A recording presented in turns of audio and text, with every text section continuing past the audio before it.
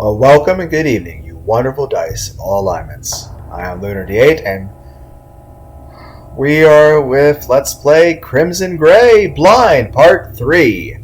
And what kind of shit did we get ourselves into? When they had... This is recording, right? Yes, it is. Okay. When they had finished and chatted for a while, Lizzie abruptly hopped back to her feet. Okay, just a moment, John. I'm going to go get your books, okay? I don't want you to be angry with me for making you fall behind in your homework. Yes, because of all the things I'd be angry at you for, it would be that. Is there anything else you want me to get from your house? Well, just let me know if you need anything, alright? She skipped away and he heard the door above him close. He wondered if it could be a trick somehow, but after enough silence passed, he felt reasonably certain that she had actually gone to his house. I don't know. She stood outside your house all night and she's taken pictures of you sleeping so many times. I don't think normal expectations are to be assumed anymore. Though she could have just taken the key. He saw it still resting on the far table with the other things he had been carrying. Had she made a copy at some point? Or could she just pick the lock? Neither possibility was exactly comforting. But he didn't have time for that. John got to his feet, stretched, and considered his options. I have options.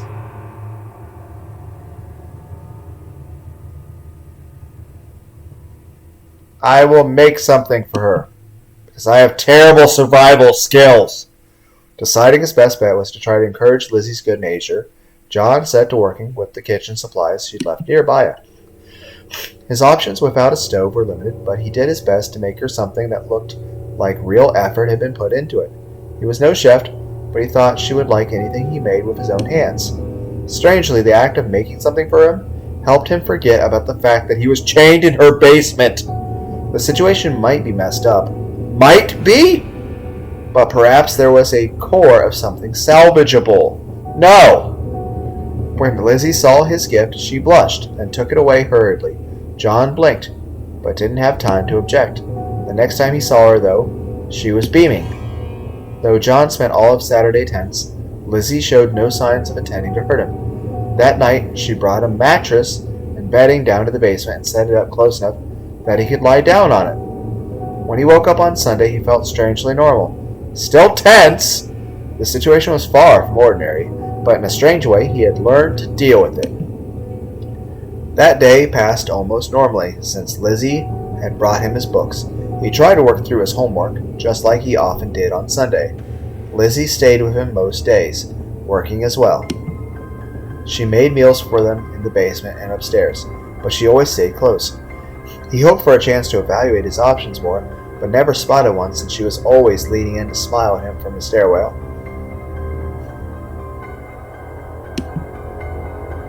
The only useful thing he could learn was that the basement door was apparently unlocked except at night.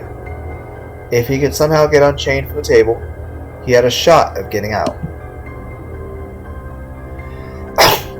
When Monday dawned, he crashed almost immediately and didn't even get out of bed. That was common for vacations when he didn't have friends to distract him, since all he could do was wallow in himself. It felt worse than usual. His world wasn't just gray, his depression was filled with flecks of anger and confusion. Only then did he realize that he hadn't taken any medication since Friday morning. When Lizzie entered that morning, she immediately saw how badly he was doing and rushed to the mattress, at first fussing with the sheets before realizing that the problem was deeper than that. John, what's wrong? Other than you keep me here? No, I'm sorry. No, if I let you go, you'll just hate me. It will ruin everything. Honestly, it would have been okay if you hadn't chained me up in the basement. This is the problem. The thing you're doing to prevent a problem is the problem.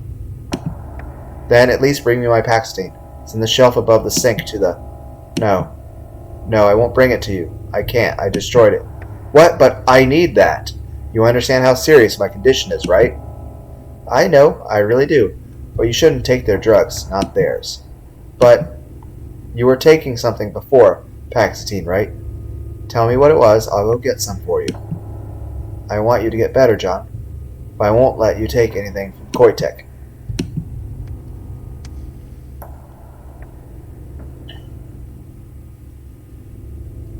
Well, some medication's better than nothing, I guess. Thinking back, John tried to remember the medications that had seemed to do some good. Maybe they weren't as good as Paxton, but they would be better than nothing. Okay, just wait right there. Apparently just remembering all the chemical names he'd listed, Lizzie hopped up the stairs and practically slammed the door in a hurry on the way out. Abruptly alone, John realized that he had another chance to act.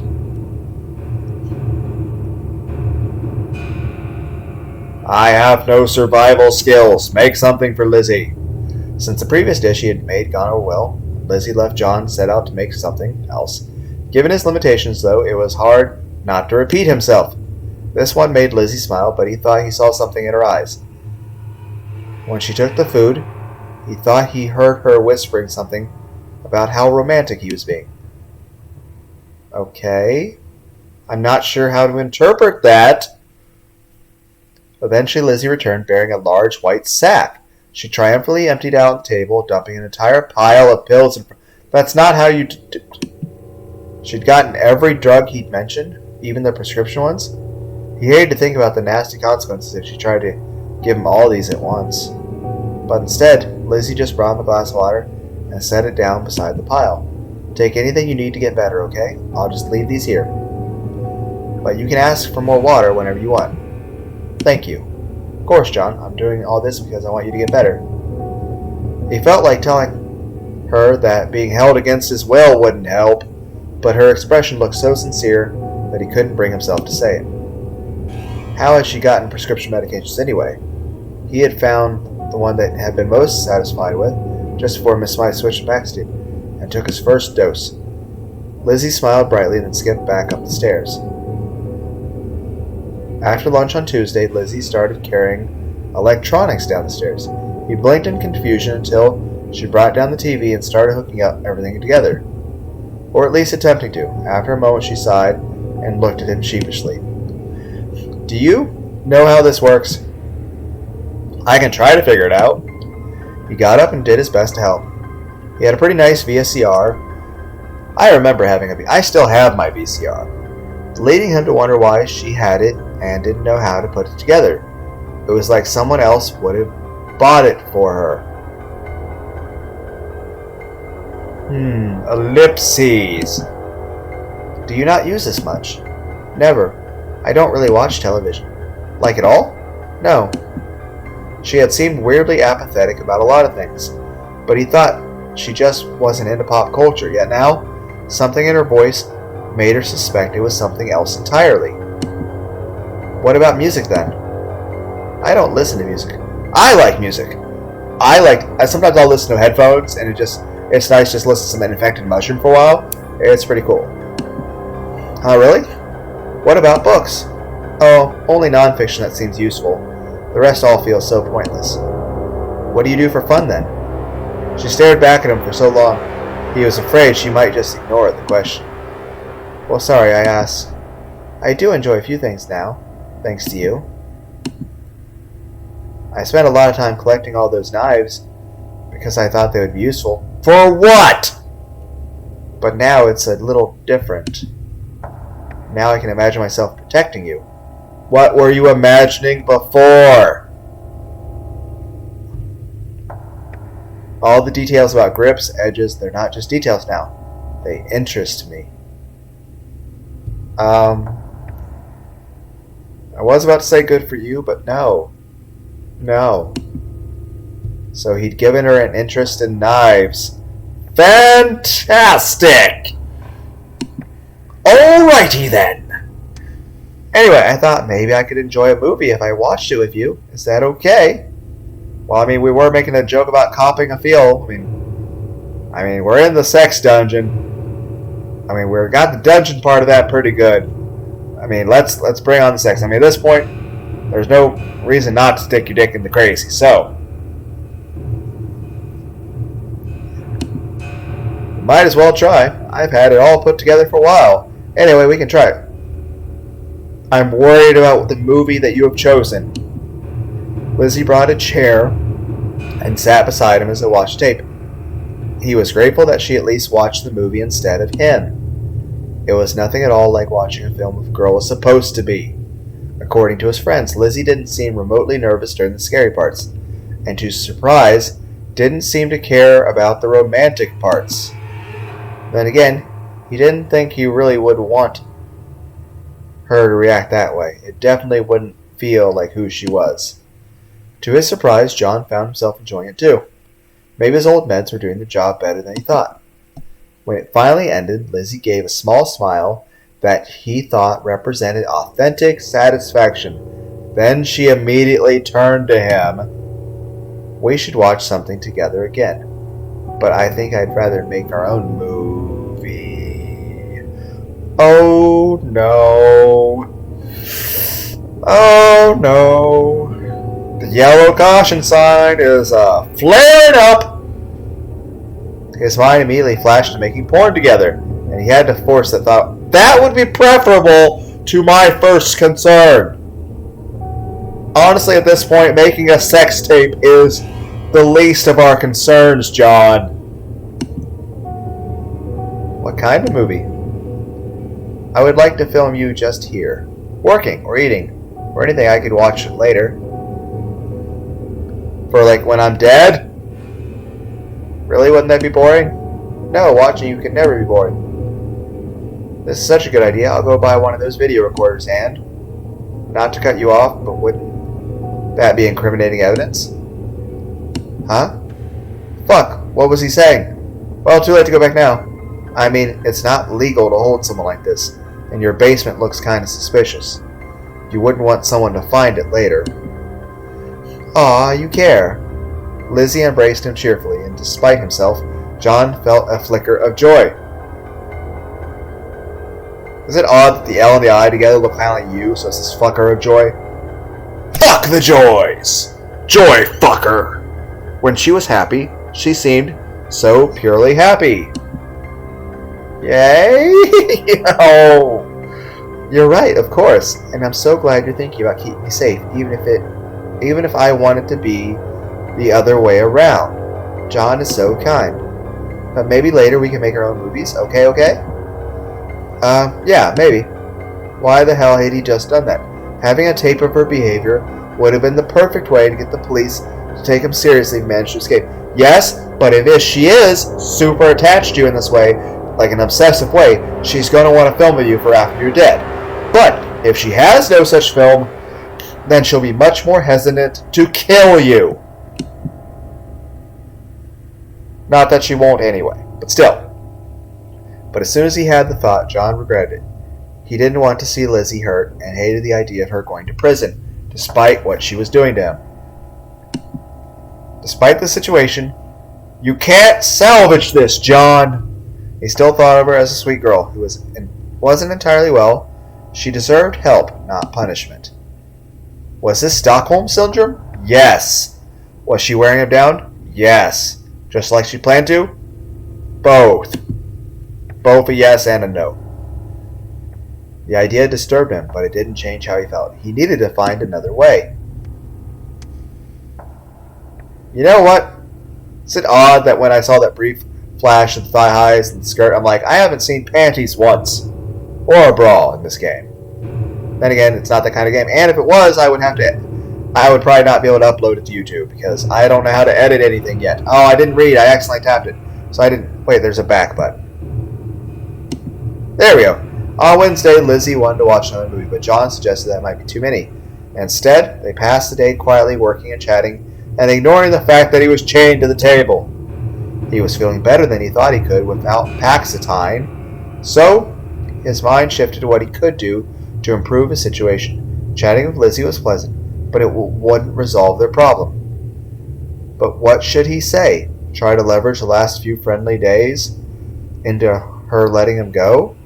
Just try to make her relax more? Or convince her that he wouldn't leave her? So Lizzie started a conversation about her interest, a romance, peers, morality. So many choices. Romance. You know, earlier you said you didn't do much fun for her. I'm not sure that's true. You seem to have spent a lot of time imagining us being together, dates and everything else. Yes, I've dreamt so many times of our first We'll first everything. But not just our first. The second times will be wonderful, and we'll just get closer and closer together until no one can take us apart. I don't think I've ever heard you mention marriage, though.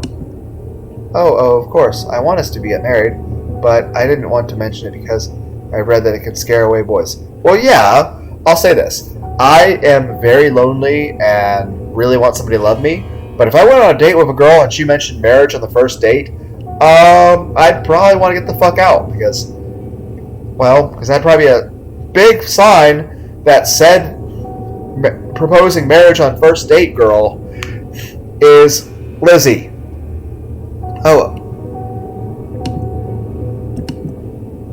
Oh yes, I imagine it so much. We should use one of those old cathedrals, and I can wear a beautiful white dress. And the pictures. We have a perfect picture of us on our wedding day that we can keep forever and ever. Who are you imagining attending the wedding? Does there need to be anyone else? I'm pretty sure you need at least one person there to do the actual marrying, or it doesn't count legally. Yes, I suppose we need to have that person. And someone to take the photos. It's okay if you want to invite people from your family, I guess. I don't really care about them. Honestly, no. I'm not sure I have anyone who would come. Aw, John, don't feel bad. I don't have any family members to attend either. We'll make our own family, won't we? We don't need to care about anyone else. For the rest of the day, Lizzie was floating on a cloud of positive emotions. When she gazed at him adoringly, John found himself smiling back. Next morning, he took his pills from a glass of water. As usual, Lizzie waited until he was done, and then gave him a warm smile. I hope it's helping. You seem happier, John. I feel better than expected. Pretty good, actually. Almost good enough to go for a walk. Beyond the reach of a chain! It was actually strange how good he felt. It was easier not to think about the moment. Instead, he brought up an issue that he'd been thinking about for a while. That reminds me, I've been meaning to ask you. You've run out of Yondequil, right? I haven't taken it for days. I destroyed the rest of it the day before our date. Knew it! You destroyed it, why? It was useful, helped me understand. But I wasn't myself while I was taking it. I wish you'd reconsider taking the medication. We can't handle everything ourselves. Sometimes we need help. You don't understand. It's not that simple. Then explain it to me. I wasn't myself. It was like someone had imprisoned me and took my place. Imagine if your own medication meant that. You could never feel sad again. Just constant manic happiness.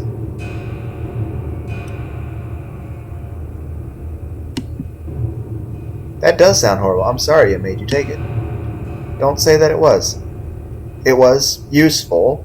Having things be different for a while made it easier to see how everything fits together. But I couldn't take it any longer than that. I wanted to be myself again.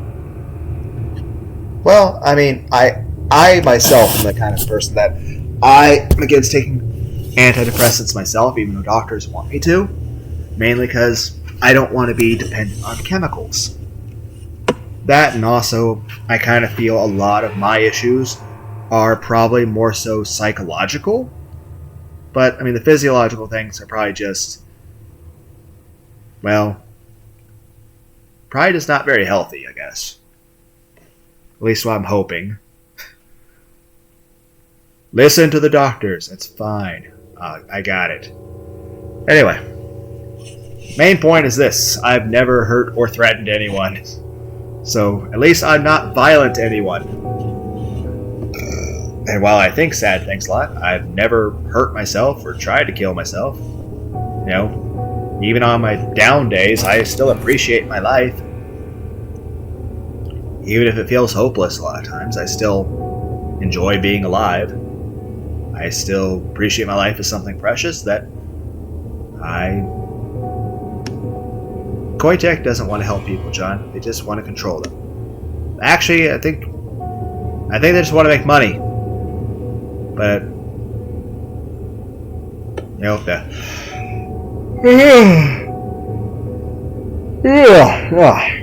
I want to stay up, though. I don't want to go to bed yet. I want to keep playing the game. Enjoying the story.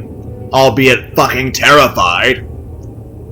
Are you just saying that metaphorically? Or do you actually know something about them? No.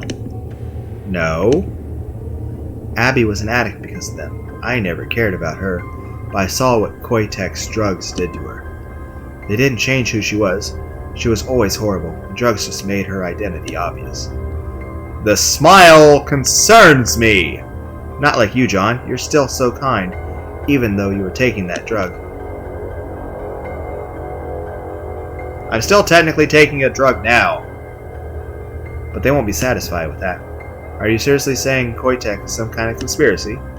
Conspiracy? No, I don't think so. They just want money. I mean, that's true. I mean, most businesses do. I mean, everyone's chasing that bottom line. And they're willing cutting corners to make it. I mean, most businesses do. I don't care what they do to anyone else, but you needed to stop taking that drug. You need to see clearly. Gotcha. He almost wanted to believe her. Koitek was a huge company, and all those weren't exactly known for the ethics. It was plausible they had been testing some dangerous drugs on Lizzie's mother. It had probably been too dangerous for adults, but had magnified impact on a developing child. Did Lizzie see that on some level? Or was she just paranoid about the company? Sometimes she seemed so... And you should stop seeing Mrs. Smythe. She's trying to steal you away, I'm sure of it. Lizzie, don't be ridiculous. She's 10 years older than me and the school counselor. I can't trust her. You can't, you shouldn't. Calm down, no one is going to steal me away. She stared at him as if she desperately wanted to believe his words. A moment later, she gave an odd little half shrug. I came in today to say I need to run some errands today, so I'll have to leave you alone. Okay, John? Yeah, sure. She left the room and John knew he had a rare opportunity, but he found himself sitting and thinking. Was it possible that she was right about the Paxitine? He hadn't taken it in several days, and after a few low points, he actually felt better than normal. The terrible irony of the depression medication was sometimes a drug can make you feel even worse, not better. Maybe the changes he attributed to Paxitine were just changes in his life. There couldn't be anything to her conspiracy theories, but he could believe that Koitek would push a drug on anyone with depression, even if it had mixed results. Things like that happen all the time. Okay. Abruptly, he resolved that if he made it out of the basement, he'd stop taking Paxitine as an experiment. He could stay on his old meds and see if he did better. If he actually showed signs of improvement, even Mrs. Smythe would be happy to let him take the older drugs. Regardless, for now, he needed to take stock of his options and take some kind of action while he had the opportunity and energy to do it.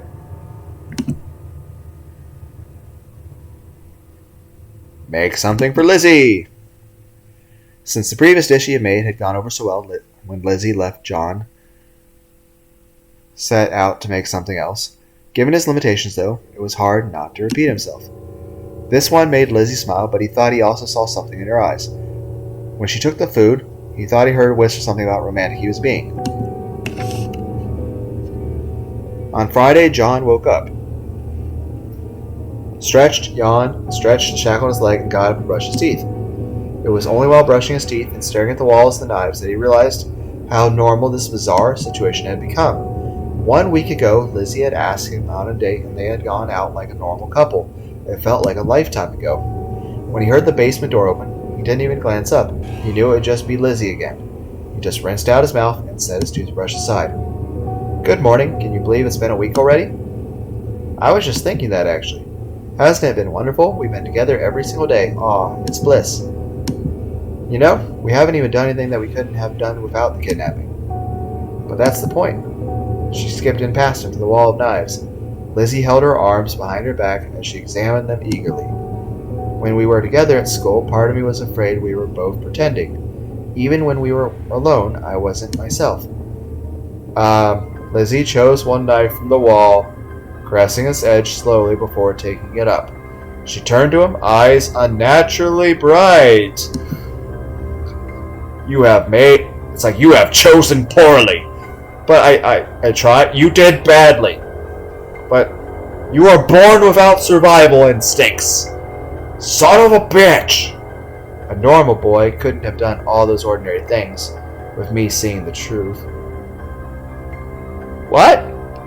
A normal boy couldn't have done all those ordinary things with me after seeing the truth.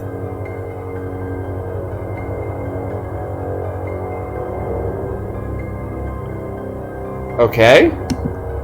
You're saying I'm not normal? And I wouldn't want you to be. She came closer, knife swaying back and forth as her gaze remained fixated on him. She was close now, close enough that she could have kissed him or stabbed him. I want you to learn that you shouldn't be afraid of me. You know I would never pick up a knife to hurt you, right? Well, I mean, that should be the point of a relationship. You know, that you're with someone that if they're holding a knife, you should never think that they're going to hurt you with it. But you've done things that destroy that trust. Without the stabbies. I wanted an answer. I will try kissing you! Instead of answering a question that might not have any good answer, John leaned forward and kissed Lizzie gently. She gave a surprised gasp, kissed back for a moment, and then suddenly pulled back. John, why did you kiss me? Isn't that what you want? Yes, it's exactly what I want. You've been giving me exactly what I want. This isn't right. I've ruined it. I have ruined everything. Lizzie, what are you talking about? You thought you needed to manipulate, didn't you? Play with my feelings so I wouldn't hurt you?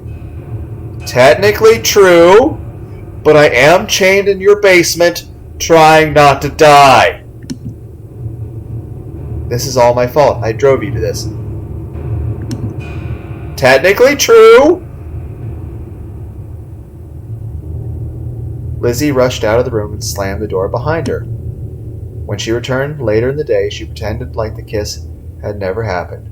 John did the same, but he couldn't help but feel like something was different. I am the confused. On Saturday, Lizzie announced that she wanted to make a huge meal for both of them last day. She asked what he wanted to eat and then headed for a shopping trip. As soon as he was sure she was actually gone, John got up, took a deep breath. He didn't have much time left before the vacation was over. But what did he want to do?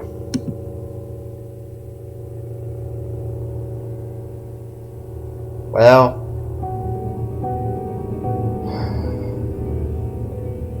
it doesn't bode well for survival instincts. We're going to do don't try anything. Because I have no survival instincts. And we have to try every path, no matter what, anyway. Though John considered a lot of options, they all felt futile. He was basically in Lizzie's power, so he might as well accept it. He tried to find a more comfortable position, slumped in his chair, head leaned against the back, so he could stare up at the basement ceiling. I will make an extra save, because it's been a while since I saved.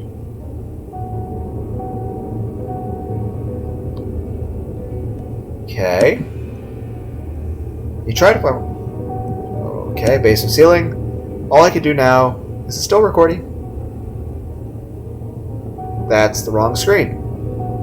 And... Yes, it's recording. All I could do now was hope that she would decide to let him go. Maybe there would be something he could do to encourage her. But at that moment, he had no energy to think. For now, all he could do was wait. Everything was in its place, including him slumped down in the chair. He could only hope that he had done enough. He waited in silence while Lizzie went about upstairs, pulling away what she had bought. Eventually heard the door open, and she skipped down the stairs with a smile. John, how are you? I'm going to let you go tomorrow. Really? You aren't worried I'll tell someone? I am. If you told someone, it would hurt me so much, but I can't hold you here forever. I want to keep you here forever, but I want you to choose to stay with me even more. That would be best. I see. You're not happy after all this? Do you really expect my emotions to be simple? Do you hate me? No, I don't think so. That is good. But I want more than that. I know, but you're going to have to wait. You can't rush a relationship by forcing it. I know. Next time, you can choose when to ask me out, okay? Okay, is it going to end the same way as this? Okay. His remaining time in the basement passed easily. Oh, happy music! Almost casually. They didn't speak much about what was coming, and especially not about what had happened. They watched 2 more movies, chatted about simple things, finished up the last of their vacation homework. What kind of homework has vacation? What kind of vacation has homework? It's not a vacation! And on Sunday, Lizzie appeared in silence and unlocked the chain that kept him bound to the table. He stared at her and wished he could find something to say, but his mouth was too dry to speak. Eventually he left. He thought he might have seen a glimmer of tears in her eyes, but it might have been his imagination. The entire ride back, he tried to think about his experiences, but couldn't even begin to grasp everything that had happened. When John got home, he found the door undamaged. The entire house didn't look so different, as if it hadn't been abandoned for 9 days. There was one single message on the answering machine. His father saying that he was going on a company vacation. He hadn't even noticed that John was gone. None of his friends had called. He'd been taken out of the world and no one had even noticed. The only person who had cared was Lizzie, but she wasn't there with him now. And there were still too many emotions to sort through of her. Stockholm Syndrome! Also, you're a sad, lonely, desperate person. Like me, so your priorities are probably not in their proper order. John sat down on the couch and simply felt numb. He fell asleep and there was uncertain amount of time later. He slept and did not dream. In the morning, John felt surprisingly refreshed. He made sure to take the meds that Lizzie had sent with him, since they seemed to have worked well so far. When he went to school, he would have to ask for Miss Smythe her opinion, because despite the absurdity of it all, they were still going to have to go to school. Lizzie wasn't waiting for him outside his house, which was probably a good thing, he decided. The walk to school and the crisp air gave him time to focus. Not that he reached any profound conclusions. By the time he reached the school, he at least felt reasonably okay. He didn't spot Lizzie at all, but when he reached his locker, he saw the note had been jammed into the slits. Good morning, John. Well, that's actually sweet and wholesome. It's almost as if you weren't kidnapped for 9 fucking days. It said good morning, John, surrounded by hearts. Despite himself, John smiled a little. I mean, sometimes that's all you need. You need someone to actually care about you. Just boundaries are meant to be respected. When he looked up, he saw Lizzie around the nearby corner, and she smiled back before vanishing. Still, he felt silly for having a new lock on his locker. Obviously, that hadn't been remotely enough to stop her. He drifted through several classes. Today, he was too different from other students, since they were all back from vacation and unfocused. None of the teachers tried to make them do very much. After school, he headed to Miss Smythe's office, not entirely sure what he was going to say. After so long away, however, he definitely felt like he could use some counseling. Ah, John, I hope you had a good vacation. Ah, it was a blast. It was okay, you? Spent the entire time working, I'm afraid. I actually tried to call you, but it seems you weren't home. Yes, I was busy, sorry. Oh, it's fine. I just hope you haven't lost any of your progress. Why don't you lie down and we can get started right away?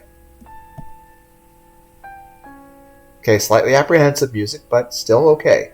He got on the couch, but things didn't go as smoothly as usual.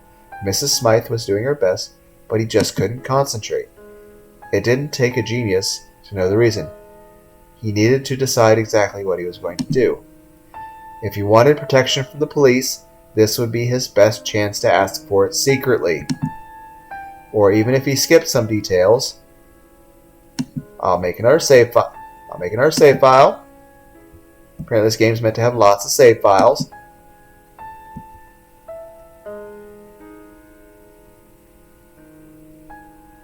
And even if he skipped some details, Smythe could provide some kind of help.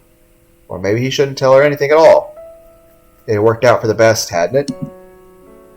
Something on your mind, John? Ellipses. Hint you're worried about Lizzie. Ask for Max Paxtine. Tell her the truth. Oh, I definitely want to see the tell her the truth reaction, like what the fuck happens. But for now, we are going to continue down the lack of survival pathway to see what happens. I don't know, this vacation was weird. I felt okay. Not great, but okay. Yeah, we didn't do anything, but I guess a few things have changed for me lately. Maybe you're right. Apparently Mrs. Smythe thought he was doing better, because she ended their session early and let him go home. On his way out, he spotted Lizzie watching him from the shadows. He smiled at her, and she smiled back. But that was all. And for now, that was enough. John started walking. Good ending? Did I get good end? Not ending yet? Okay, the school year got away from him a little, despite everything he'd been through. John found himself returning to something like a routine. He spent some time with Lizzie, but they didn't do anything too intense. Just shorter fun dates, nothing too romantic. The sky still looked very gray to him, but he felt lighter than he had been in a long time. On occasion, he still headed to the library to try to look up more Koitek, see if he could find out about Lizzie's condition. It wasn't going terribly well.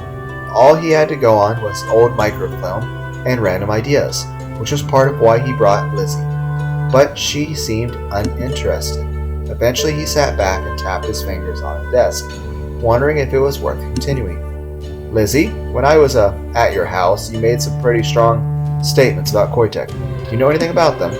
No, I'm sorry, John. I can't really help you. It's just a feeling, a strong feeling, not as strong as the sense as the one where I was looking for. But I'm certain they don't want what's best. Sure, but does any corporation? This is different. After that, though, she couldn't explain herself any further. Seeing she didn't like the topic of conversation, John decided to let it go. It's not like we can learn anything meaningful about them. I mean, we're just a couple of kids. It's not like their secrets will be printed in a local newspaper. Well, we can leave it. We have more immediate concerns, don't we? Yes, actually, I had something I've been wanting to ask you. The county fair is coming up next month. Can we go together? You know, I feel after spending 9 days in your fucking basement next to your fucking collection of saws and knives, I feel we're past the point of feeling nervous about rejection. Well, I've always thought it was kind of a cheap event, but maybe it wouldn't be so bad with you. Yay! I look forward to it. It was only later that John remembered something some of his classmates had said. Elementary schoolers went to fair to play games, middle schoolers went to roller coasters, high schoolers went to get laid. Was that Lizzie had been meaning to imply? Had he just signed up for more than he realized? You're about to stick your dick in crazy, John.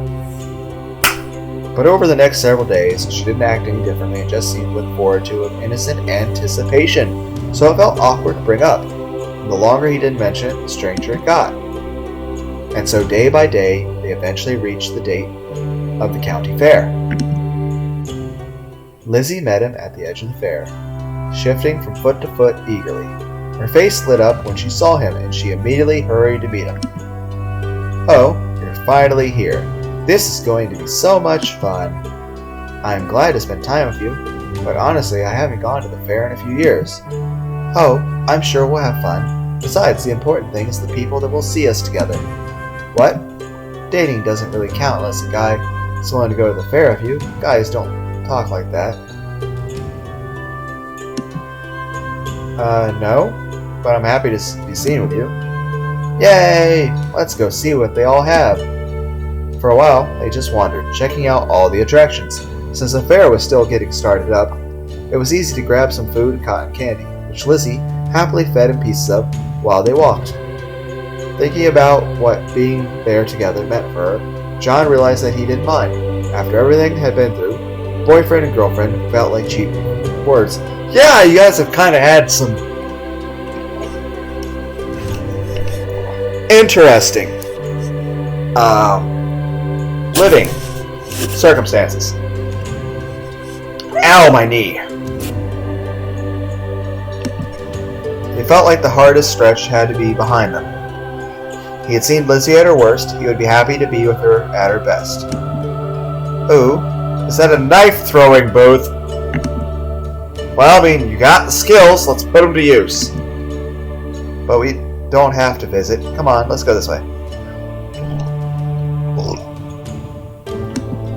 Instead, Lizzie directed them toward a high striker booth. Is that like the hammer thing? John kind of marveled at it. He'd seen them in pictures, but he hadn't been sure they actually existed anymore. Let me guess, she's going to get top score. Some classmates barely recognized they were trying their luck in the moment. Swinging the hammer thing. Swinging their hammer high overhead and banging it down on the target as hard as they could. None of them got the slider more than halfway to the bell. Hee, John, try it. Man, is there even a point? I'm gonna suck. Oh, but try. Giving in, he inserted his coin, lifted the hammer, felt almost too heavy for him, but Lizzie was watching him, and so he couldn't give up. John brought the hammer down as best he could. It felt like a strong blow, but the slider barely moved up a quarter of the distance. Some of his watching classmates laughed. See, I'm pathetic. No, you just haven't learned how to use your strength. Here, let me help you. She slid up behind him, wrapping her arms around his and changing the grip on his hammer. With her body so close to his, the watching classmates stopped laughing. See, you need to throw your body in it, so set your feet like this. Shift your hips a little. He felt a little like a doll being moved by her like that, but the pose she put him into did feel better. More of his body would be behind the swing now. Good, good. Now try again. She backed away and John took a deep breath.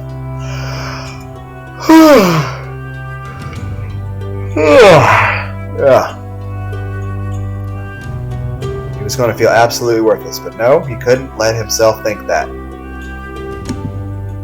Instead, he brought the hammer down as hard as he could. To his surprise, it actually made it most of the way to the top.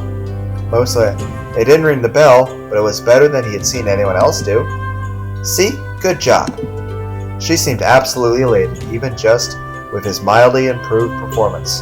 But despite himself, John found that his mood was improved. They walked away together, ignoring the watchers entirely. I'm surprised you know so much about this kind of thing. Oh, hammers, interesting. They're just very, very messy. Haha, I should have known better than to ask. There was a moment of hesitation in her eyes, but she saw his smile and then returned it. At another booth, Lizzie managed to toss every single ring onto the furthest pin. That won her a giant stuffed bear, which she just laughed at and gave to him to hold.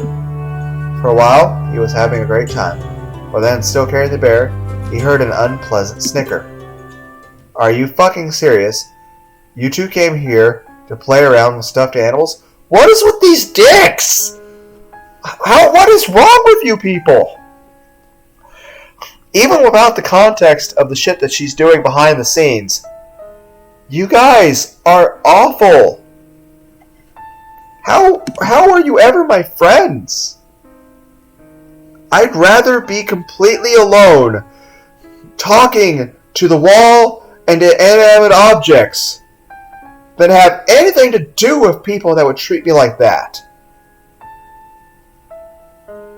One of his classmates was there with his girlfriend, pawing at her chest, while she giggled and swatted at his hands. They both leered at John and Lizzie holding hands. I mean, what are you, 12? Once, taunts might have bothered him, but now John didn't care. He didn't even have any desire to prove that his friend was wrong. When he thought about everything he had been through with Lizzie, and felt her squeeze his hand, he just didn't care. Come on, let's ditch these losers. His classmate's girlfriend led them away, and John didn't really care about that either. When he gave Lizzie a smile, though, she seemed a little irked. You can just ignore them, you know. Yes, but that won't be satisfying. Come on, this way. She dragged him into a narrow alleyway between two stalls. A little ways down, there was a closed-off space in between several of the temporary stalls. Surrounded on three sides, the sounds of the fair seemed softer. He became very aware of how alone they were, as Lizzie slid off her jacket. You want to do something not childish at all. Yes, I think I do. I know I can be a difficult girlfriend sometimes. Difficult is an understatement. Like, the word understatement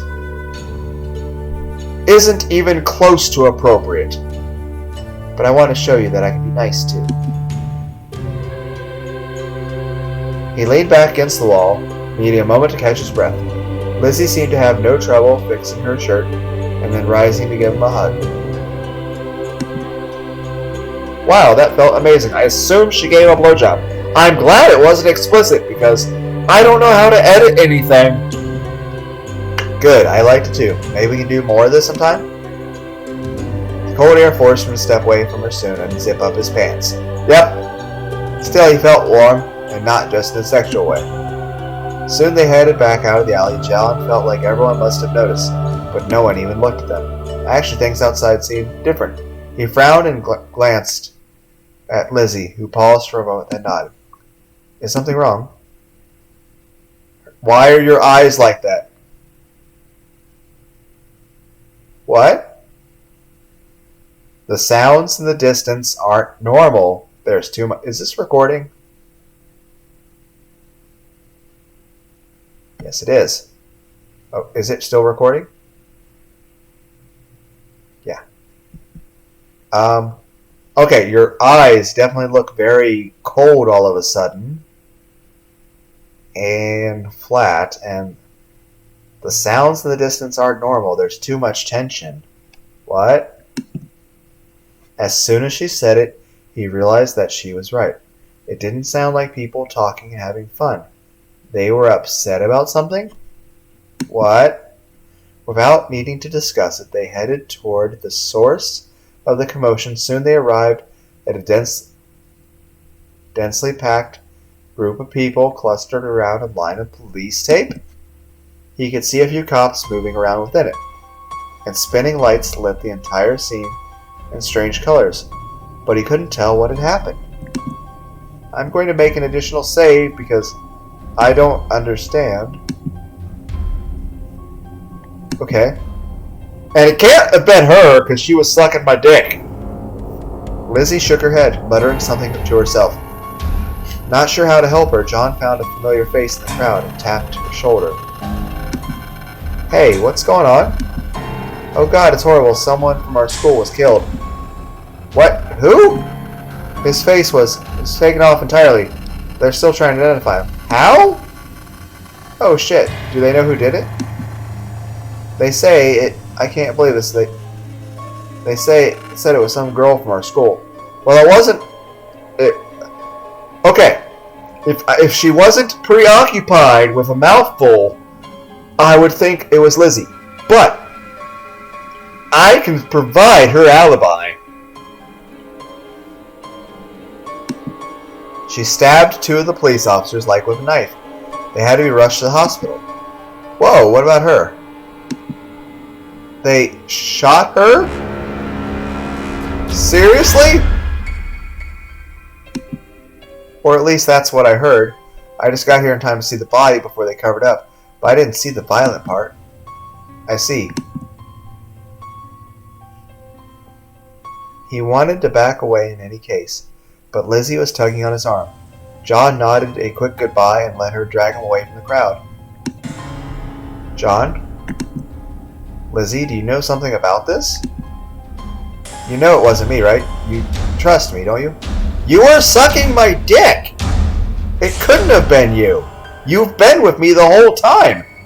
Would I suspect you if you weren't? Yes. Yes, you would be my first guess. I would immediately assume it was you. But one, they said the woman got shot. That was the question. Two, you were literally sucking my dick when the murder happened. So, I'm not worried about that. You were with me the entire time. But do you know something? There was another girl, not like me, but similar. In our school? Really? Her mother knew Abby. They got kicked out of Koi Topic program together. For the same reason? Being pregnant? Oh, you gotta be kidding. I never liked her. We never really spoke. but I think she could have been capable of this. So you can see it in other people, but not yourself. Then what do we do? I think we should go. Stay away from this. I'm not arguing with you there. She went with him to his door and he kissed her goodnight, but they both knew that things hadn't been entirely settled, not yet. He tried to watch the news, but it was all meaningless speculation about what could have caused the girl to murder her boyfriend so brutally. He had to turn it off after only a few minutes. Though there were still more questions, when he went to bed he found they slipped away from him. Instead, he thought about Lizzie's happy face during their date and he fell asleep smiling. Okay. The next morning, John woke up feeling the best he felt in a long time. He had to remind himself that most people would be in mourning over the 2 murders the night before. The school had the flag at half-mast, and the class was canceled so they could have a special assembly about the incident. It meant basically nothing to him, and to most of the other students as well. It seemed to have shaken everyone else to the core, but John still felt good. Maybe that meant something was wrong with him, but he didn't really care. It's like everyone was happy and they lived happily ever after. Or everyone was miserable and then they died. He felt like he and Lizzie were even closer than before. But when she arrived, there was a strange look on her face. John, something is wrong. Someone wants to take you away from me. Lizzie, are you feeling well? Please, we need to run away together, or he won't have another chance. It seemed like she had become more unstable, and what she was saying must have been her paranoia, yet she seemed strangely intense about the whole thing. Just run away? How would that even work? I've made plans. We could do it, I'm sure. As serious as she sounded, perhaps this was necessary. For her to stay stable, I'm going to make a save.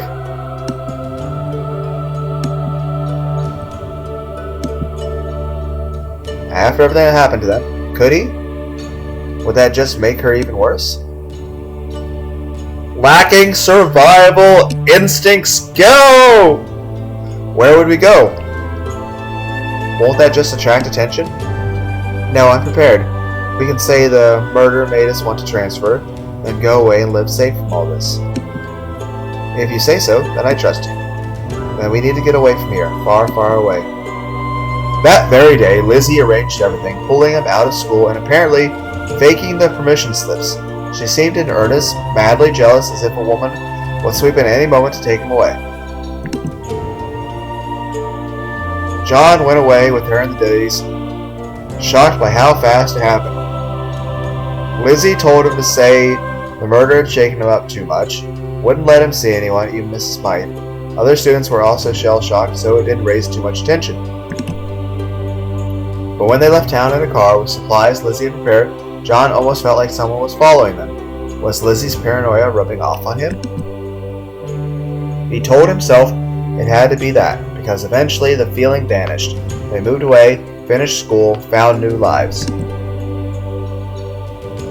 For years afterward, John wondered about that moment. Had he made the right choice to support Lizzie, or had he just encouraged unnecessary paranoia?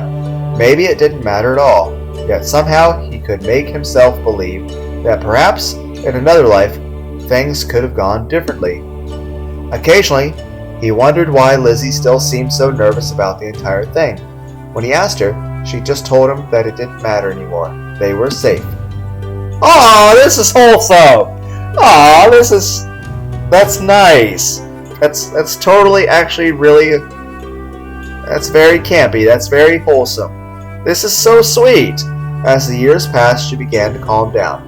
She still had days where she needed him to hold her tight, just like he had days when he needed her support. Despite everything, they were a normal couple. After they were married, Lizzie softened again.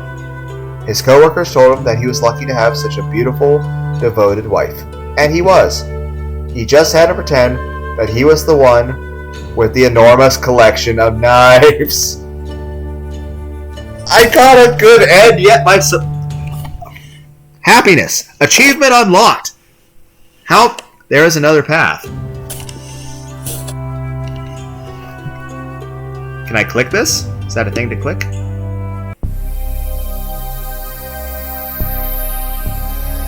Oh, wow. Okay, so we're going to stop the recording there, and I got a good ending, but...